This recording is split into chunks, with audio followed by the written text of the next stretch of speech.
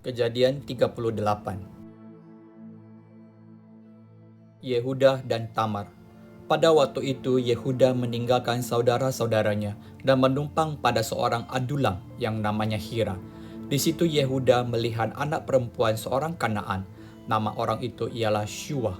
Lalu Yehuda kawin dengan perempuan itu dan menghampirinya. Perempuan itu mengandung, lalu melahirkan seorang anak laki-laki dan menamai anak itu Er. Sesudah itu, perempuan itu mengandung lagi, lalu melahirkan seorang anak laki-laki dan menamai anak itu Onan.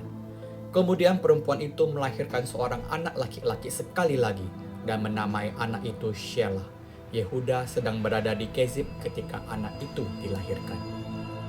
Sesudah itu Yehuda mengambil bagi Er anak sulungnya seorang istri yang bernama Tamar.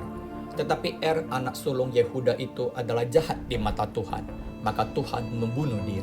Lalu berkatalah Yehuda kepada Onan, "Hampirilah istri kakakmu itu, kawinlah dengan dia sebagai ganti kakakmu dan bangkitkanlah keturunan bagi kakakmu." Tetapi Onan tahu bahwa bukan ia yang mempunyai keturunannya nanti. Sebab itu setiap kali ia menghampiri istri kakaknya itu, ia membiarkan maninya terbuang, supaya ia jangan memberi keturunan kepada kakaknya. Tetapi yang dilakukannya itu adalah jahat di mata Tuhan, maka Tuhan membunuh dia juga. Lalu berkatalah Yehuda kepada Tamar menantunya itu, "Tinggallah sebagai janda di rumah ayahmu sampai anakku Shelah itu besar." Sebab pikirnya, jangan-jangan ia mati seperti kedua kakaknya itu.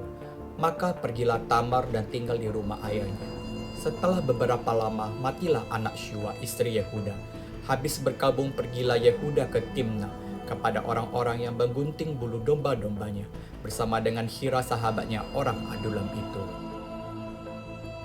Ketika dikabarkan kepada Tamar, "Bapa mertuamu sedang di jalan ke Timnah untuk menggunting bulu domba-dombanya," maka ditanggalkannyalah pakaian kejandaannya. Ia bertelekung dan berselubung, lalu pergi duduk di pintu masuk ke Enaim yang di jalan ke Timnah, karena dilihatnya bahwa Shelah telah menjadi besar, dan dia tidak diberikan juga kepada Shelah untuk menjadi istrinya. Ketika Yehuda melihat dia, disangkanyalah dia seorang perempuan sundal, karena ia menutupi mukanya. Lalu berpalinglah Yehuda mendapatkan perempuan yang di pinggir jalan itu serta berkata, "Marilah, aku mau menghampiri engkau." Sebab ia tidak tahu bahwa perempuan itu menantunya. Tanya perempuan itu, "Apakah yang akan kau berikan kepadaku jika engkau menghampiri aku?" Jawabnya, "Aku akan mengirimkan kepadamu seekor anak kambing dari kambing dombaku," kata perempuan itu, "asal engkau memberikan tanggungannya sampai engkau mengirimkannya kepadaku." Tanyanya, "Apakah tanggungan yang harus kuberikan kepadamu?" Jawab perempuan itu, "Cap meteraimu serta kalungmu dan tongkat yang ada di tanganmu itu." Lalu diberikannya lah semuanya itu kepadanya, maka ia menghampirinya. Perempuan itu mengandung daripadanya. Bangunlah perempuan itu, lalu pergi, ditanggalkannya telengkungnya dan dikenakannya pula pakaian kejandaannya. Adapun Yehuda, ia mengirimkan anak kambing itu dengan perantaraan sahabatnya, orang adulam itu, untuk mengambil kembali tanggungannya dari tangan perempuan itu. Tetapi perempuan itu tidak dijumpainya lagi. Ia bertanya-tanya di tempat tinggal perempuan itu, "Di manakah perempuan jalang yang duduk tadinya di pinggir jalan di Enaim itu?" Jawab mereka, "Tidak ada di sini perempuan jalang." Kembalilah ia kepada Yehuda dan berkata, "Tidak ada kujumpai dia." Dan juga orang-orang di tempat itu berkata, "Tidak ada perempuan jalang di sini." Lalu berkatalah Yehuda, "Biarlah barang-barang itu dipegangnya, supaya kita jangan menjadi buah olok-olok orang. Sungguhlah anak kambing itu telah kukirimkan, tetapi engkau tidak menjumpai perempuan itu." Sesudah kira-kira 3 bulan dikabarkanlah kepada Yehuda, "Tamar menantumu bersundal, bahkan telah mengandung dari persundalannya itu." Lalu kata Yehuda, "Bawalah perempuan itu supaya dibakar." Waktu dibawa, perempuan itu menyuruh orang kepada mertuanya mengatakan, "Dari laki-laki yang mempunyai barang-barang inilah aku mengandung." Juga dikatakannya, "Periksalah siapa yang mempunyai cap meterai serta kalung dan tongkat ini." Yehuda memeriksa barang-barang itu lalu berkata, "Bukan aku, tetapi perempuan itulah yang benar, karena memang aku tidak memberikan dia kepada Shelah anakku, dan ia tidak bersetubuh lagi dengan perempuan itu." Pada waktu perempuan itu hendak bersalin, nyatalah ada anak kembar dalam kandungannya. Dan ketika ia bersalin, seorang dari anak itu mengeluarkan tangannya, lalu dipegang oleh bidan, diikatnya dengan benang kirmizi serta berkata, "Inilah yang lebih dahulu keluar." Ketika anak itu menarik tangannya kembali, keluarlah saudaranya laki-laki, dan bidan itu berkata, "Alangkah kuatnya engkau menembus keluar." Maka anak itu dinamai Peres. Sesudah itu, keluarlah saudaranya laki-laki yang tangannya telah berikat benang kirmizi itu. Lalu kepadanya diberi nama Zerah. Kejadian 39. Yusuf di rumah Potifar. Adapun Yusuf telah dibawa ke Mesir, dan Potifar seorang Mesir, pegawai istana Firaun, kepala pengawal raja, membeli dia dari tangan orang Ismail yang telah membawa dia ke situ. Tetapi Tuhan menyertai Yusuf sehingga ia menjadi seorang yang selalu berhasil dalam pekerjaannya. Maka tinggallah ia di rumah tuannya, orang Mesir itu. Setelah dilihat oleh tuannya bahwa Yusuf disertai Tuhan dan bahwa Tuhan membuat berhasil segala sesuatu yang dikerjakannya, maka Yusuf mendapat kasih tuannya, dan ia boleh melayani dia. Kepada Yusuf diberikannya kuasa atas rumahnya, dan segala miliknya diserahkannya pada kekuasaan Yusuf. Sejak ia memberikan kuasa dalam rumahnya dan atas segala miliknya kepada Yusuf, Tuhan memberkati rumah orang Mesir itu karena Yusuf, sehingga berkat Tuhan ada atas segala miliknya, baik yang di rumah maupun yang di ladang. Segala miliknya diserahkannya pada kekuasaan Yusuf, dan dengan bantuan Yusuf, ia tidak usah lagi mengatur apa-apapun selain daripada makanannya sendiri. Adapun Yusuf itu manis sikapnya dan elok parasnya. Selang beberapa waktu, istri tuannya memandang Yusuf dengan berahi, lalu katanya, "Marilah tidur dengan aku." Tetapi Yusuf menolak dan berkata kepada istri tuannya itu, "Dengan bantuanku, tuanku itu tidak lagi mengatur apa yang ada di rumah ini, dan ia telah menyerahkan segala miliknya pada kekuasaanku. Bahkan di rumah ini ia tidak lebih besar kuasanya daripadaku, dan tiada yang tidak diserahkannya kepadaku selain daripada engkau, sebab engkau istrinya. Bagaimanakah mungkin aku melakukan kejahatan yang besar ini dan berbuat dosa terhadap Allah?"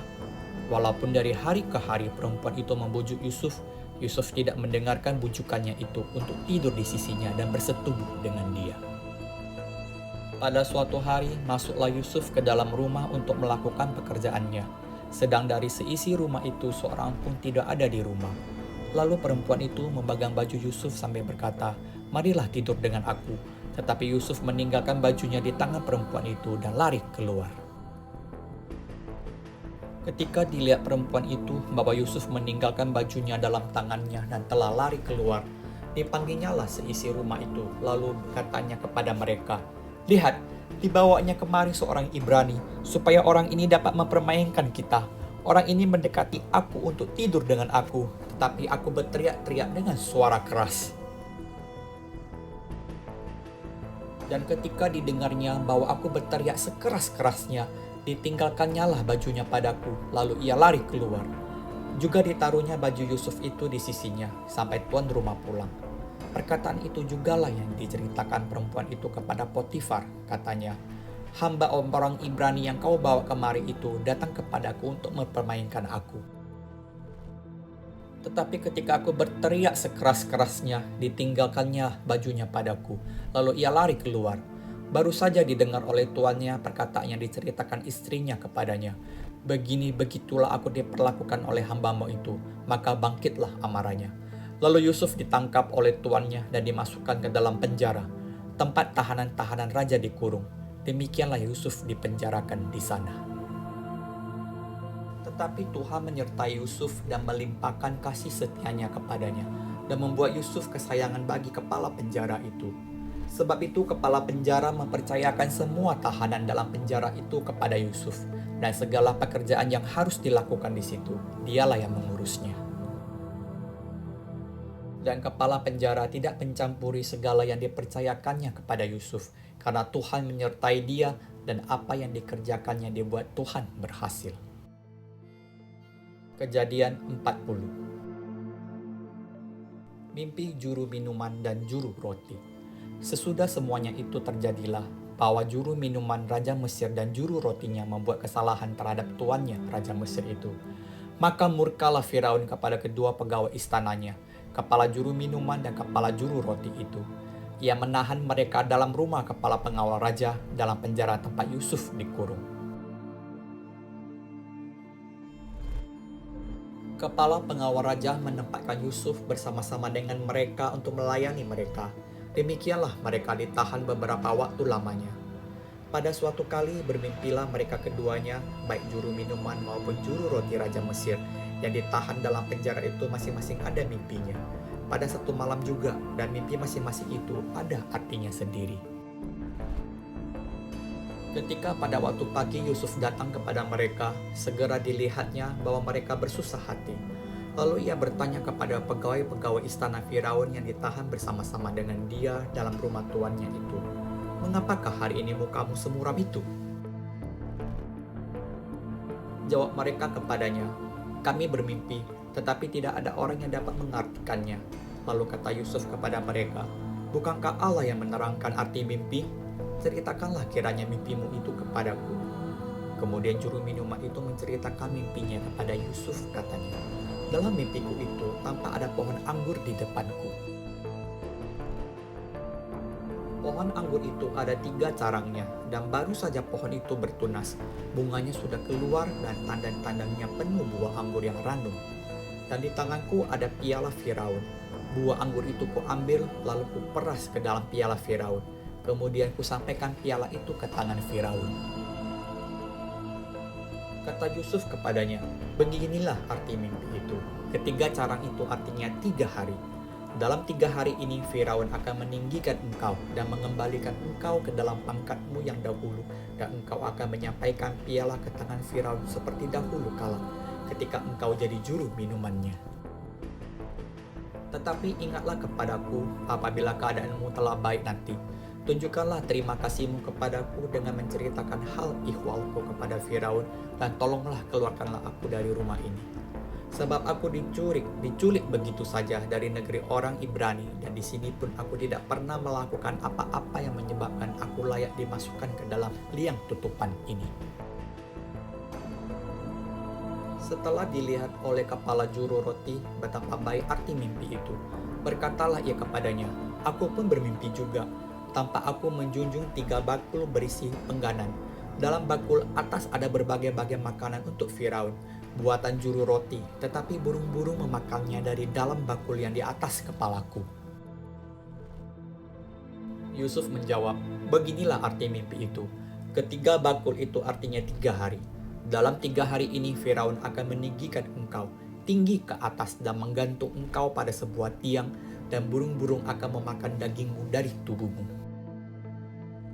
Dan terjadilah pada hari ketiga, hari kelahiran Firaun. Maka Firaun mengadakan perjamuan untuk semua pegawainya. Ia meninggikan kepala juru minuman dan kepala juru roti itu di tengah-tengah para pegawainya. Kepala juru minuman itu dikembalikannya ke dalam jabatannya, sehingga ia menyampaikan pula piala ke tangan Firaun. Tetapi kepala juru roti itu digantungnya, seperti yang ditakbirkan Yusuf kepada mereka. Tetapi Yusuf tidaklah diingat oleh kepala juru minuman itu, melainkan dilupakannya.